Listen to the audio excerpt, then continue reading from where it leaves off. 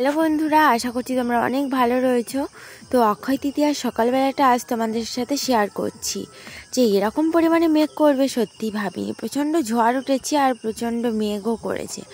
আর দূরে কোনো দিকে দেখছি যে মেঘের গর্জনও শুনতে পাওয়া যাচ্ছে। জানি না, হঠাৎ করে হয়তো ঝড় বৃষ্টি চলে আসতে পারে। যাই হোক, তোমরা ভিডিওটা পুরো প্রথম থেকে শেষ পর্যন্ত দেখবে, কেমন হয়েছে জানিও, লাইক করে দিও। আর অক্ষয় তৃতীয়ার একদিন পর আমার বান্ধবীর বিয়ে রয়েছে, আর বিয়ের তো ব্লগ অবশ্যই আসবে। তার আগে তোমাদের পুরো ভিডিওটা দেখতে হবে, কেমন হয়েছে জানাতে হবে। আর এখন বাজে সকাল 10:30। 10:30টার সময় দেখতে পাচ্ছ পুরো মেঘের অবস্থা, যেন আকাশ নেমে পড়ছে, ভেঙেই পড়ছে।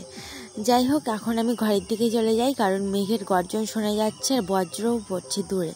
তো ভয়ও লাগে প্রচণ্ড, বজ্রপাতেই বেশি ভয় পাই, তো ওই জন্য আর কি কোথাও থাকি না যখন বজ্রপাত শুরু হয়ে যায়।